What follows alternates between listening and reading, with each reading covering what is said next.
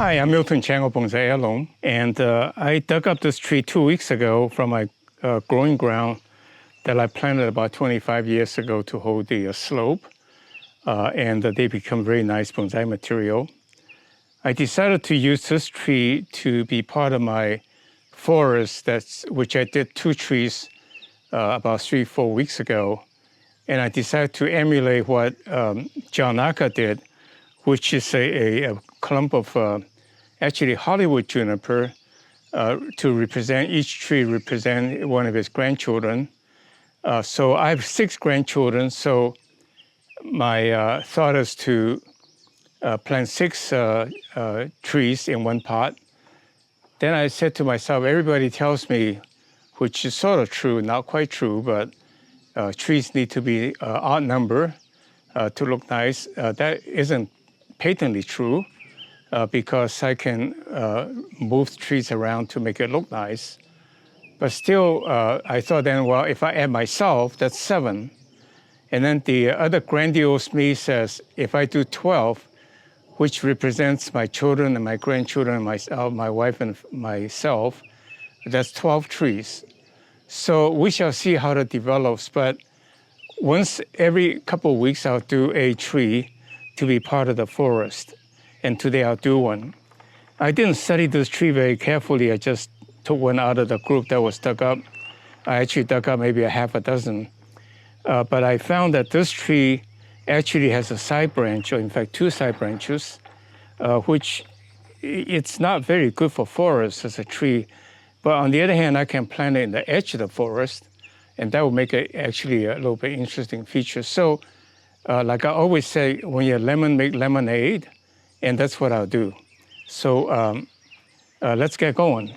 The first thing I want to do is to expose all the roots so I can decide where to start as a base.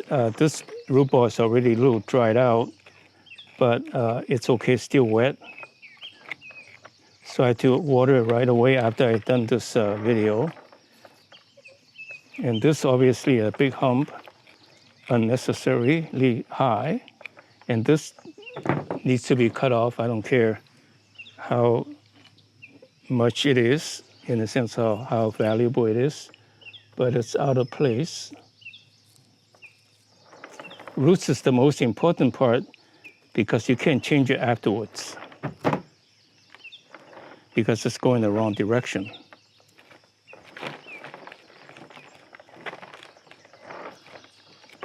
You can be quite brutal with junipers. With a little bit of roots, they will start growing very quickly if you give it a lot of water and fertilizer. So that's what I'll do afterwards. You can see roots everywhere.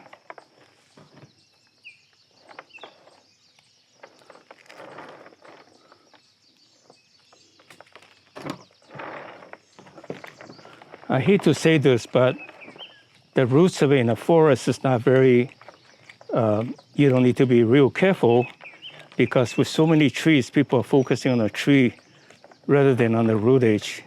But still you want to be somewhat decent if people look closely down there.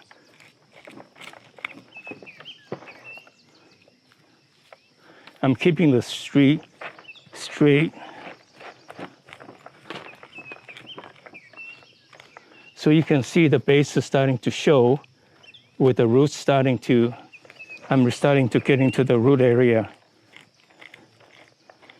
So what I'll do is I will take this tree and soak it in water. And if this tree, it's got the straight part and the lower part, if it's too far gone towards the other design, not suitable as a single tree, part of a forest, then in fact, I will do as a single tree, but you can see this part, the roots starting to spread out. So that's the height the tree wants to be.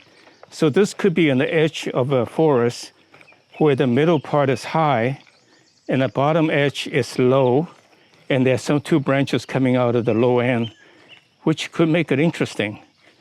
And the other possibility is cut off one of the lower branches, which I think, in fact, that's what I do. you can see there are two lower branches. One starts here, so I cut off this lower shoot to make it into a separate tree, but I leave a stump here so that I can make it into a kind of a, I guess you call it shari, exposed roots or something later on. You see, this tree is out, and I got a whole lot of roots. Basically, a branch hits the ground. Look at this.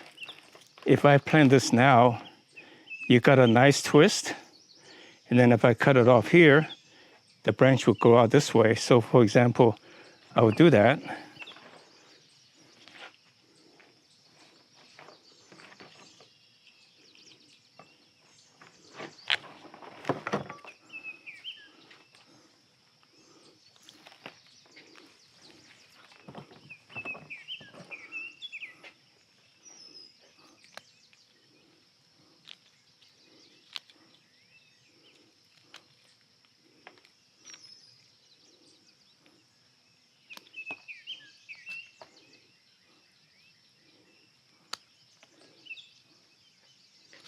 So here's a tree. Like today, we're gonna do a next video shohin. I'll put it there as a part of a shohin. You see, you start off with a nice tree that you kind of a collector, propagator from your collection. Like in fact, it became quite obvious is that I should cut it right here. Let this be the apex. You can see this is a nice curve. So in fact, why don't I just leave that alone? And in fact, just to show you how easy it is to make gin, I would just cut off a piece of the bark and start peeling. You want to do it when the tree is actively growing so that, it's very easy to peel. I should use the peeling instrument, which is really just a plier, and that would make it really come out really clean. But for now,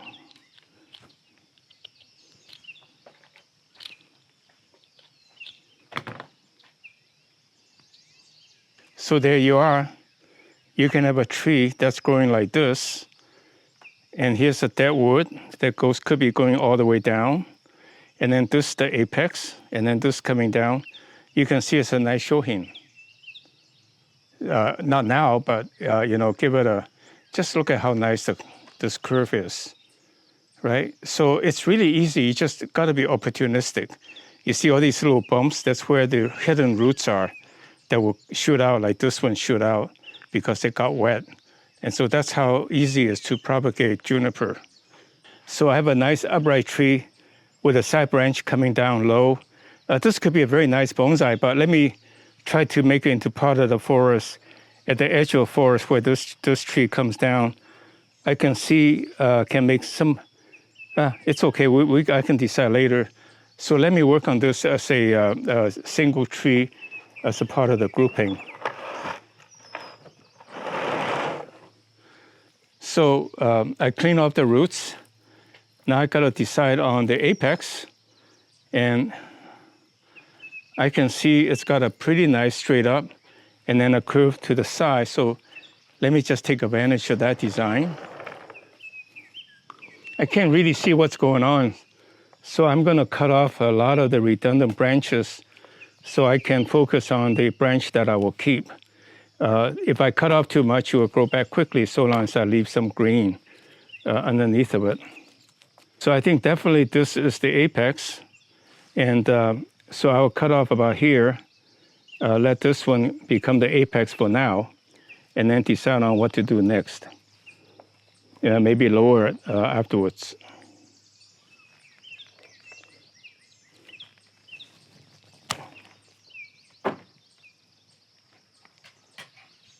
Oh, this is not gonna work, it's from below.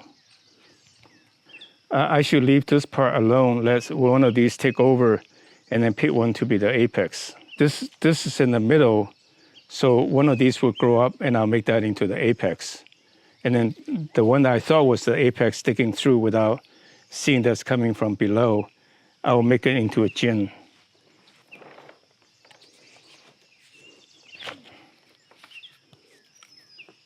And I try to cut off or leave a little stub to hopefully to let something grow out or make it into a gin as a design feature. Right now, I just want to leave a little stub to give myself option in terms of what to do next. I don't need this long branch, so I have to cut it off. Hopefully the side branch will come out to select what to keep. So basically,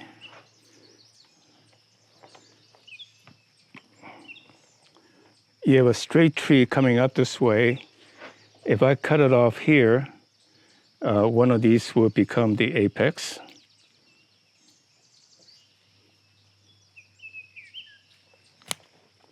So this, I'm making this possibly the apex.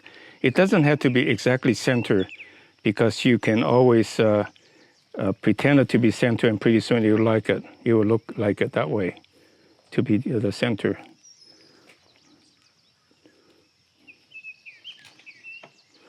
I'm going to just leave some of these branches alone, just in case we want to use it for the design.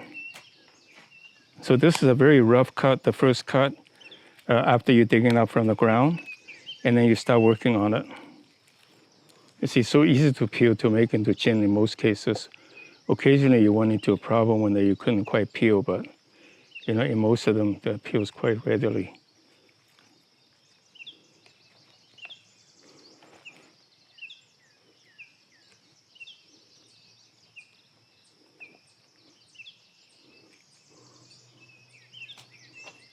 This whole thing, I want to make it dead.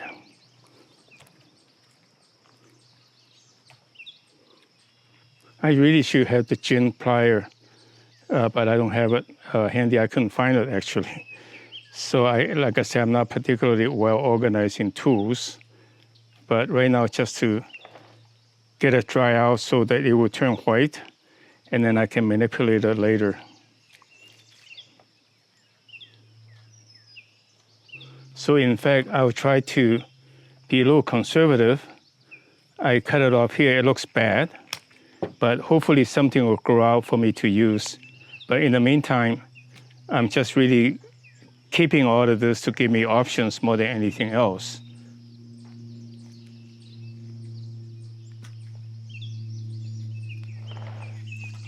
I think keeping this is also an option, because this could grow out to become something.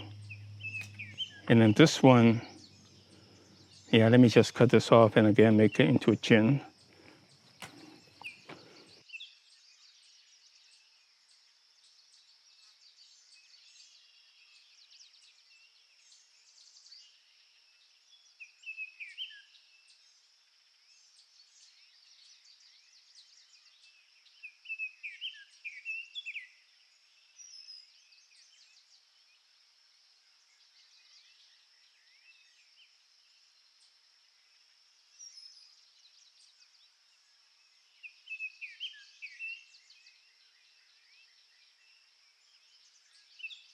This branch is coming out, and it's a little bit problematic because it's so low. If the soil level is here, it's almost hovering the ground, but I think it's okay. And some of the really low ones, I can either keep it or make it dead.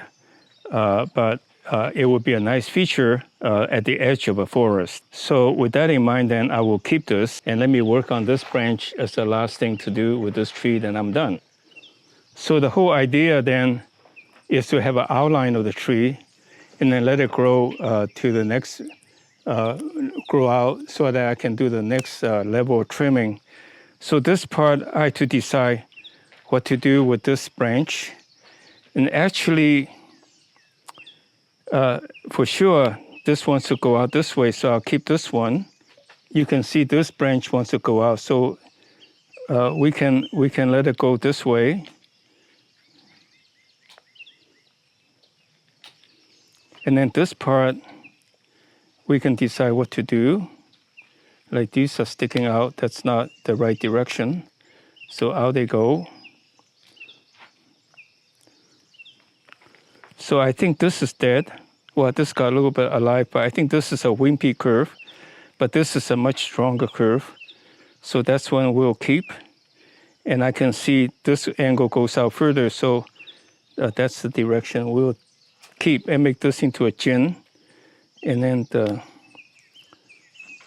so that's a lower trunk. That adds an interesting feature to a group of trees that are all straight up. But this one is have something going to on the side.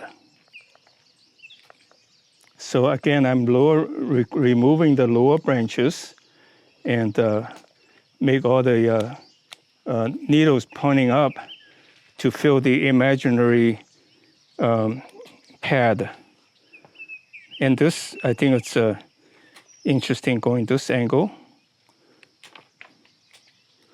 And I'm not sure I will use it, but at least keep it for now to keep my options open. So this is the tree, it's done.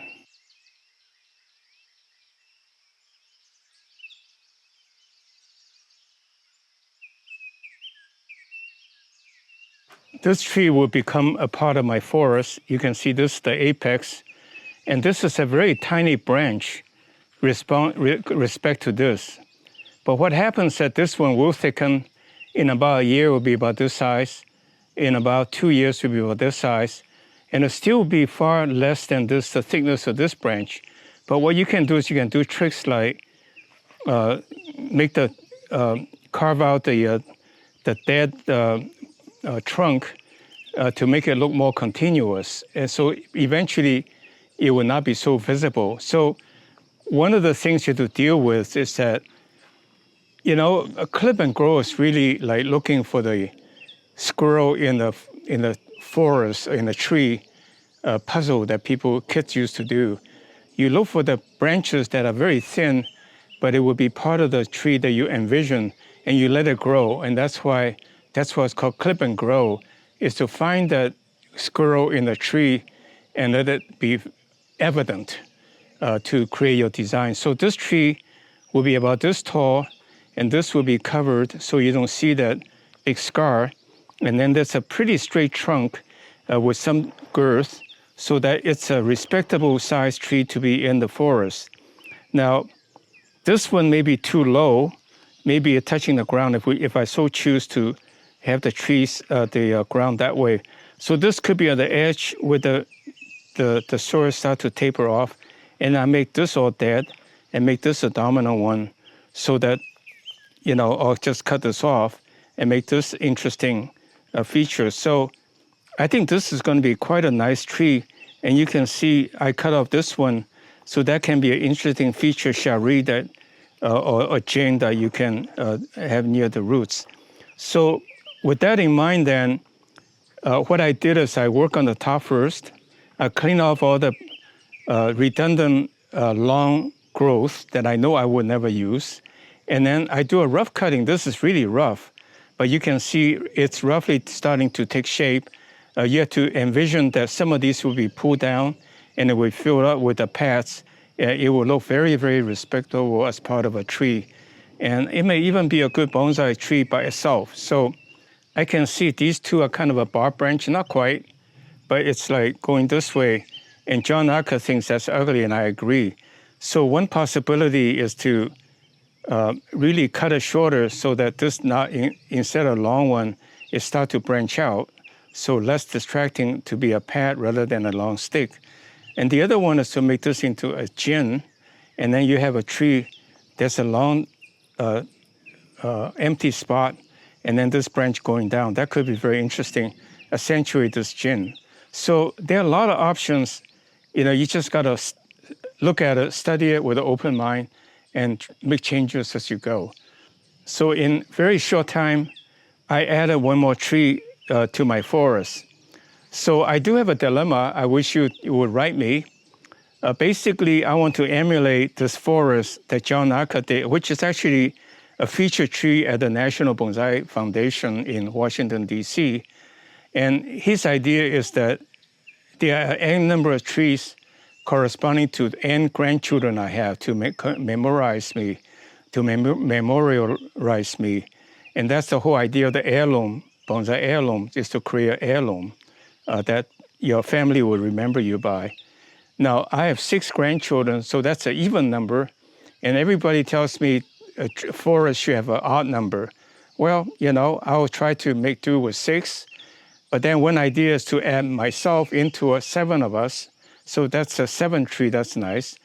And then I say, well, maybe I should add my wife, my children, 2 children, and their spouse. And so that's 12. So I may very well make a 12 forest of 12 of that caliber tree to be very respectable looking. And 12 trees would be probably this big a clump, and I use this big a pot, which I have. So that's what I would do. And I think I encourage you to follow me so that you can see how the idea progresses. And as I add trees, I will grow these individually in a pot and then put them together at the very end, which I hope you will participate. So we are in for the long haul. So thank you very much. So with that in mind, then I thank you. I hope you liked the video. I really appreciate your clicking like. And please subscribe to our channel so we can notify you of future videos. And please send us your email address so we can send you an announcement when we have trees for sale. So thank you very much. And I'll put this back in the pot. See you next week.